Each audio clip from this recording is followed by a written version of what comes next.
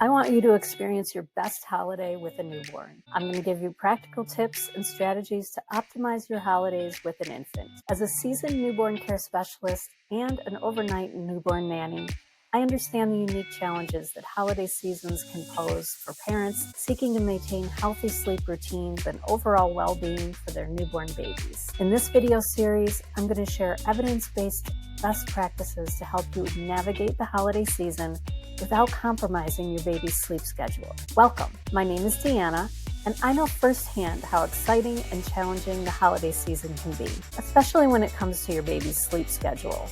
In my 5 years working as a newborn care specialist, I have worked with many new parents, besides being a mom of 2 myself. And that's why I'm here to provide you with valuable insights and practical strategies to ensure a peaceful and joyful holiday season for you and your baby. In this 3-part guide, I'll walk you through effective methods that have worked wonders for my clients and for myself. Together, we'll create a sleep-friendly environment, address common sleep disruptions, and establish a consistent routine that will allow your baby to thrive even during this busy time of year. So let's get started. Creating a sleep-friendly environment. Establishing a calming sleep space is the first step. When I take a look at where my clients' babies are sleeping, which is usually in their bedroom, I do a quick assessment. Now, as a side note, it is recommended for newborns to share a room with their parents for at least 6 months up to a year. This is just a guide, but it has been shown to increase the rate at which babies develop the ability to regulate their heart rate, their breathing, and their body temperature. All of these are very immature at birth, and the closeness to caregivers both day and night is a major factor in the baby's ability to quickly progress through these stages. It's also a safe sleep recommendation in that it lowers the risk of SIDS. So here's what I'm looking for. A bassinet with a firm surface, a tight-fitting sheet, no cushioned sides, no toys or blankets, no extra pillows, no fragrances or oil misters, and definitely no hats on your baby inside your home. To create an oasis of darkness, I suggest blackout curtains or room darkening blinds. These are magical additions that block out distracting lights to create a serene ambiance, perfect for daytime naps or early evenings when there are guests in the house. Now, let's talk about temperature. Maintaining an optimal temperature in the nursery is crucial. Again, AAP guidelines suggest between 68 and 72 degrees and no hats on your baby's head. You see, it takes newborns up to 3 months to be able to regulate their body temperature, so there's actually a greater risk of them overheating than there is of them being too cold. Another game changer is introducing some white noise. Using a gentle fan or a specialized sound machine plays a key role in masking disruptive noises and lulling the baby to sleep. The days of saying that you should put your baby down in a noisy room full of voices or TV shows to get them used to it are in the past. Research shows that babies need a quiet, dim environment, just like us adults, to get truly restful sleep. Establishing consistent sleep prompts. These can work wonders for your baby's sleep routine.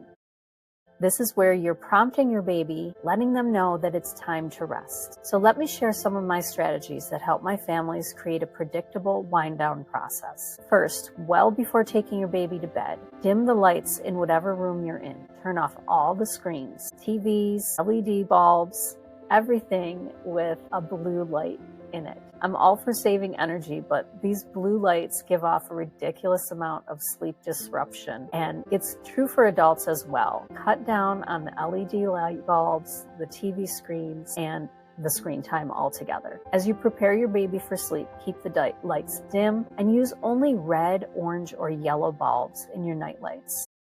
I carry a red bulb nightlight with me on my overnight jobs. By dimming the lights in the room, your baby's body recognizes that it's time to relax. Remember, this includes turning off the TV or taking the baby to a room where there are no screens, just those red or amber nightlights. Incorporating a pre-sleep ritual into your routine helps your baby understand that sleep is just around the corner. We love incorporating a quick warm bath, followed by a feeding session and a gentle massage. And round it off, we would sing a specific song that was only sung before nap and bedtime. Then my babies learned very quickly that that song meant it was time to wind down. I would start singing Twinkle Twinkle Little Star at the bottom of the stairs, and by the time I got to the top step, my little ones were completely relaxed and ready to hit the sheets. We found that having a consistent bedtime routine with the same sequence of events every night helped my baby's bodies anticipate the sleep. Additionally, it will help to wake up your baby at the same time every morning. It's easier to get a routine established by starting the day at a consistent time rather than forcing a consistent bedtime. Find what works best for you and your family and embrace the magic of consistency. Don't give up. When you're on the go during the holiday season, ensuring your baby has a consistent and comfortable sleep environment becomes paramount. So use these tips in today's video to create a portable sleep sanctuary that fosters a sense of security and facilitates uninterrupted sleep no matter where your travels take you. Thanks for listening today, and be sure to subscribe and watch the rest of this playlist. In the next video, I'm going to discuss common sleep disruptions during the holiday season. See you there.